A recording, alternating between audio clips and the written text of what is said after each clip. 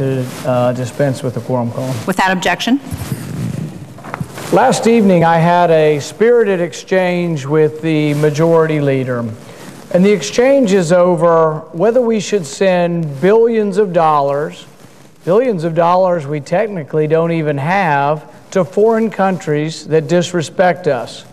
Foreign countries who have tortured people who are friends of America.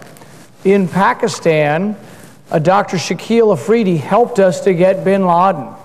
He's been tortured, kept in prison, and now been given a life sentence. I've asked one simple thing. I would like to have 15 minutes, have a discussion, and have a vote on whether or not we should continue to send money to Pakistan. I've said we should send not one penny to Pakistan until this doctor is released. We offered at one time a $50 million reward for help in getting bin Laden. Young men and women sacrificed their limbs to go to Afghanistan. Many sacrificed their lives to go to Pakistan to get bin Laden. And this man who helped get bin Laden, we're now letting him rot in a prison. We're now letting this man spend the rest of his life in prison. And do you know what this administration did? About a month ago, they gave Pakistan $1 billion more. Do you know how Pakistan responded? The head of the security agency for Pakistan said very snidely and with a great deal of arrogance, "Come back and talk to us in 10 years about Dr. Afridi." They're going to keep him in prison for the rest of his life if he's not killed. His life has been threatened. Other prisoners and the public have threatened his family's life. Is this how we treat a friend of America? I've asked for 15 minutes to have a vote. Why don't they want to have a vote? Because they know the American people are with me. If you ask a question, should we send money to countries that don't like us and disrespect us? 80 to 90% of the American people are with me on this.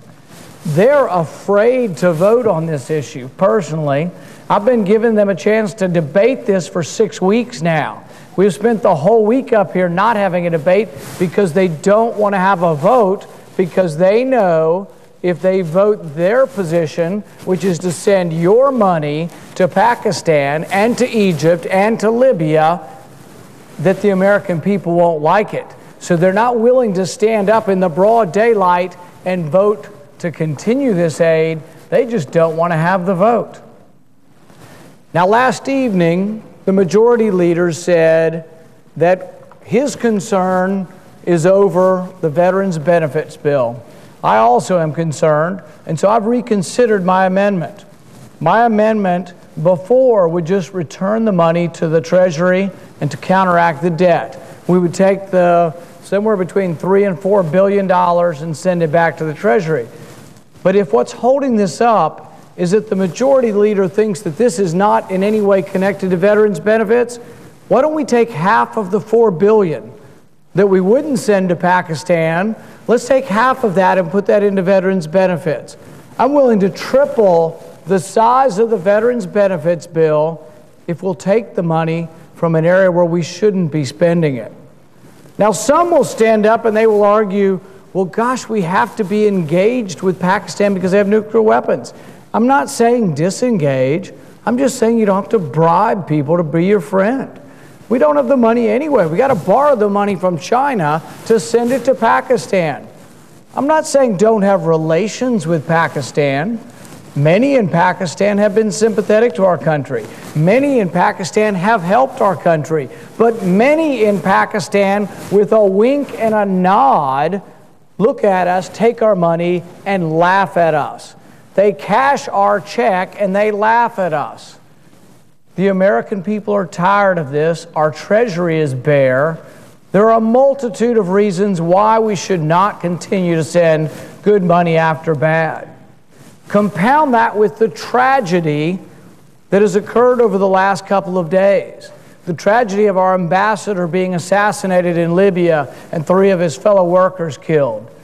The tragedy of our embassy being attacked in Egypt. We give Egypt $3 billion a year, and you know what? Egypt can't protect or won't protect our embassy.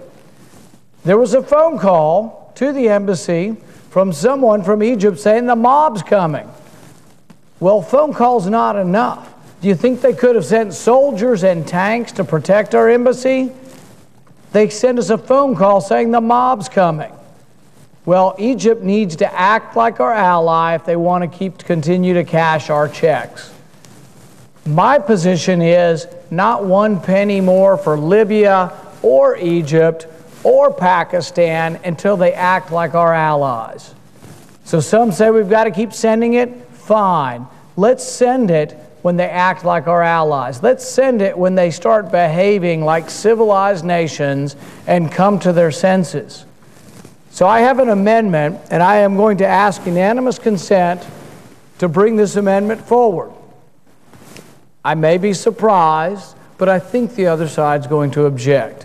What I would be asking for is 15 minutes of the Senate's time to vote on ending this aid and taking half of the $4 billion that we're squandering overseas, giving to people who don't like us, take half of that aid and put it towards the deficit, and take half of that aid and put it into veterans' benefits. So if we're really talking about veterans' benefits here, if we're really serious about providing money for the veterans, let's take it from an area which is insulting to veterans.